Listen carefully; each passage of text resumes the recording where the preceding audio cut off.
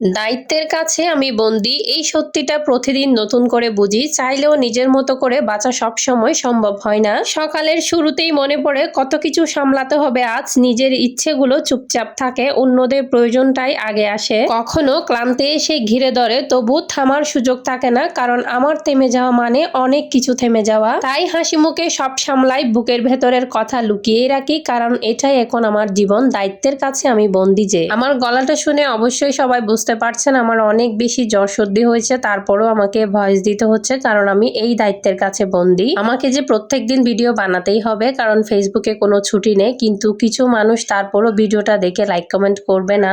অসুখ করলেও সংসারের সব কাজ ফেলে রাখা যায় না। দেখতে পেয়েছেন সকালে সবকিছু অগোছালো, ঘরবাড়ি আমি অগোছালো সবকিছু দেখিয়ে দিয়েছি, এবং এগুলো সবকিছু আমাকেই করতে হবে। যতই অসুখ হোক, একদম বসে থাকা যাবে না, কারণ এটা আমার সংসার। সকালে নাস্তাটা করে নিয়ে দুপুরে রান্নার জন্য এখানে তরকারি আনতে বলেছিলাম, তরকারি একদমই ছিল না, তো হাজব্যান্ড তরকারি নিয়ে এসেছে, সেগুলো ঢেলে রাখছি। তারপর ওখান থেকে আমি পটল, করলা, আলু নিয়ে রান্নার জন্য কেটে নিয়েছি, এবং রান্নার জন্য আমি সবকিছু উপকরণ একদম রেডি করে নিয়ে তারপর রান্নায় বসিয়ে দিচ্ছি। শরীরে যত অসুখ থাকুক, একদম বসে থাকতে পারি না, কারণ ঘরে একা। অন্য কেউ যদি থাকতো তাহলে হয়তো সে রান্না করে দিত।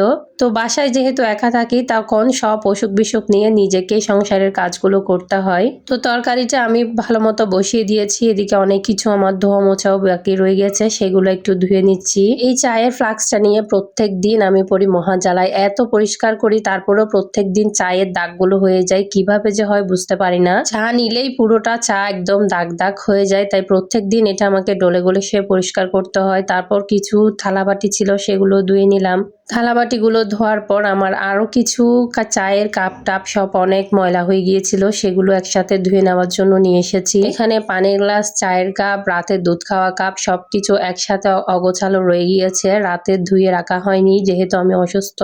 রাত থেকে এমন সর্দি, এমন হাঁচি আসতেছে যে সারা রাত ঘুমাতেই পারিনি। একদম সারা রাত শুধু হাঁচি দিতেই ছিলাম। কোনো রকম দু চোখের পাতা আমি এক করতে পারিনি। সারা রাত এভাবে হাঁচিতে হাঁচিতেই আমার দিন গেছে। সকালে উঠে আবার কত কাজের ঝামেলা, কিন্তু সকালে ঘুম থেকে উঠে চাটা কিন্তু আমার হাজবেন্ড করে দিয়েছে। আমার যেহেতু খুব বেশি অসুখ লাগছে, সেটা উনি দেখতে পেয়েছে, যার কারণে সকালে ঘুম থেকে উঠেই চা করেছে, পরোটা ভেজে নিয়েছে, তারপরে ডিম করেছে। সবকিছু করে টেবিলে আমাকে ডেকে দেন, আমাকে সকালে নাস্তাটা খাইয়ে দিয়েছে। নাস্তাটা আমাকে একদমই করতে হয়নি। তারপরে এখানে ওয়াশিং মেশিনে অনেকগুলো কাপড় দিতে এসেছি। অনেক দিন যাবৎ বৃষ্টি ছিল, যার কারণে আমি অনেক কাপড় একসাথে রেখে দিয়েছিলাম, ধোয়া হয়নি। বিলিয়ে দেওয়ার একটু অসুবিধা ছিল। ব্যালকনিতে যেহেতু অনেক বেশি বৃষ্টি আসে ঝড় পড়লে, তো আমি কাপড়গুলো অনেকদিন না ধুয়ে জমিয়ে রেখেছিলাম। তো কাপড়গুলো আমি এখানে সেট করে নিচ্ছি। ওয়াশ কত মিনিট করবে, রিন্স কত মিনিট, এগুলো আমি সেট করে নিয়ে তারপর এটা ওয়াশিং মেশিনটা ছেড়ে দিলাম। তো আজকের মতো বিদায় নেওয়ার সময় চলে এসেছে। ভালো লাগলে অবশ্যই লাইক, কমেন্ট, শেয়ার এবং একটা ফলো করে দিবেন।